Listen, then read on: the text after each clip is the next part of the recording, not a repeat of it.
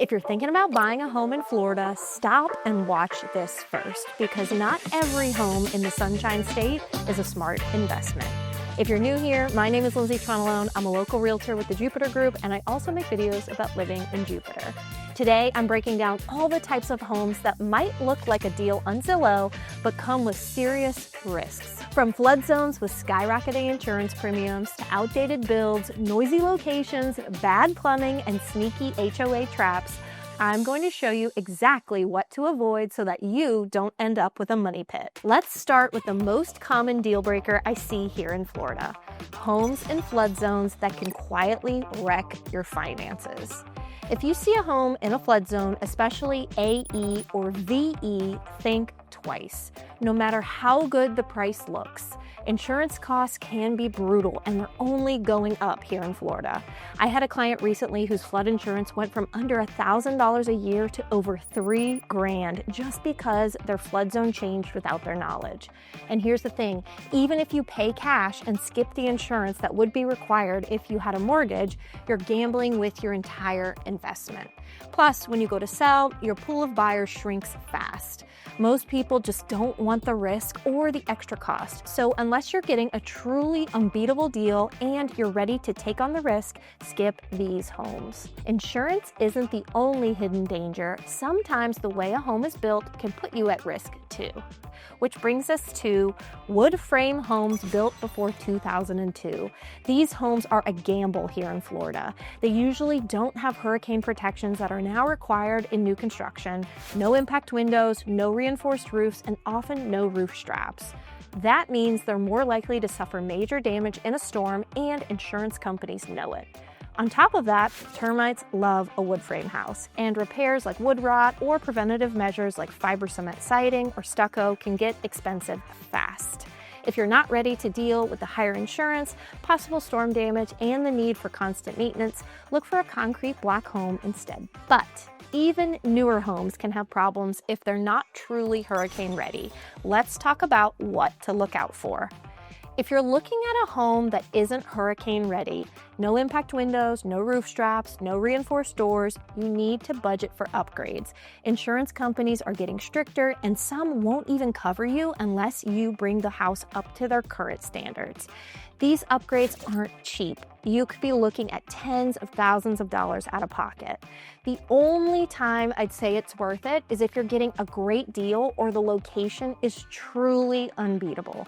Otherwise, you're better off finding a home that's already storm ready. If you have questions about whether or not the home you're interested in is fully covered for storm protection, a whole home inspection, a 4-point inspection, and a wind mitigation inspection done by a reputable and licensed inspection company will go a long way. But even the safest, strongest house can be a nightmare if it's in the wrong spot.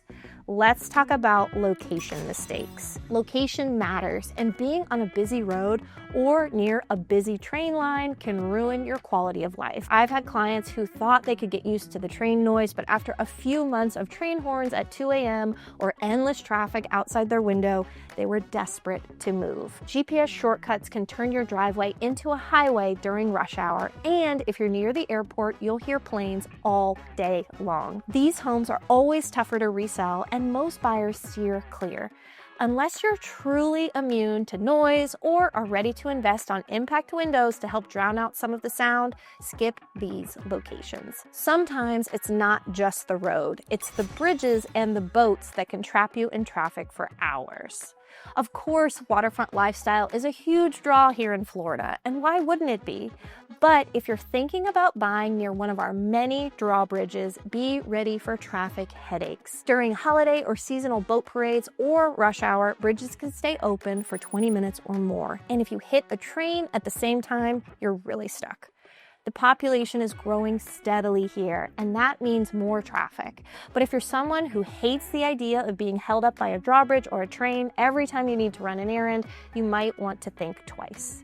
Unless you're okay with planning your life around bridge schedules, look for a location with easier accessibility. Now let's talk about the hidden danger inside the walls: your plumbing, which could cost you a fortune. Polybutylene plumbing is a ticking time bomb. If you're looking at a home built between 1978 and 1995, you need to check for this type of pipe. Insurance companies usually steer clear of this type of piping unless you replace it, and if it fails, you could be dealing with a massive flood and a huge repair bill. Sometimes sellers don't even know that they have this type of plumbing, so always get a thorough inspection. If you find polybutylene pipes during your inspection, factor in the cost of a repair or a full repipe before you make your offer. Even if the house itself is solid, the wrong HOA or condo association can turn your dream home into a nightmare. Knowing what's required of you as a homeowner in a community with an HOA or a COA, a condo association, can make or break the deal, in my opinion. After the Surfside tragedy in Miami, Florida legislators cracked down on condo safety, and now almost every condo building needs expensive inspections and repairs. If the COA doesn't have enough in reserves, you could get hit with a huge special assessment, sometimes tens of thousands of dollars. I've seen fees double seemingly overnight, and you, as the homeowner, have little to no recourse. Plus, some HOAs have strict rules from everything from pets to parking. So before you buy, read the financials, understand the rules and regulations, check the reserves, and make sure you're comfortable with the rules. For condo buildings 3 stories or higher, ask questions about the upcoming and required maintenance projects in regards to the mandatory milestone report and the structural integrity reserve study. Sometimes the cost will outweigh the benefits of a property, and you'll find yourself looking for something with no governing body. A beautiful renovation can hide ugly problems. Let's talk about cheap flips, you guys. That brand new kitchen you're eyeing might be hiding $50,000 worth of problems. I see a lot of flips where sellers put quartz countertops and fancy appliances, but the AC is still 30 years old, the plumbing hasn't been touched, and the electrical is out of date. Sometimes owners and subcontractors also will skip the permitting process as well, which can come back to haunt you. If you're buying a house that looks like an obvious flip, get a thorough inspection. Check for open or expired permits. Make sure your contract requires the seller to close out any liens or code violations as well. Don't fall for just the pretty photos. Look under the hood before you buy. Let's wrap up with some quick advice on how to avoid these mistakes and what to look for instead. If you want to avoid the biggest headaches, look for a concrete block home built after 2002, outside of a high-risk flood zone, and in a well-managed HOA or community without a governing body. Always get a full home inspection. Read the HOA or condo docs, and don't be afraid to walk away if something feels off. If you're set on a fixer-upper, right, if you're a handyman, or if you're looking at a risky location, make sure you're getting a price that reflects the work and the risk involved. And above all else, work with someone who knows the local market and can help you spot the red flags before you sign on the dotted line. If you're thinking about buying in Florida and you want to make sure you don't end up with a money pit, please feel free to reach out to me. I help buyers every day avoid these exact mistakes, and I'd love to help you find a home that's safe, smart, and a solid investment here in the Sunshine State. Call or text me at the number on your screen, and let's talk about your Florida home search. Thinking about making a move to Florida? Then make sure you watch my next video, 10 things to know before moving to Florida in 2025. It'll save you time, money, and a few surprises. Click here, and I'll see you there.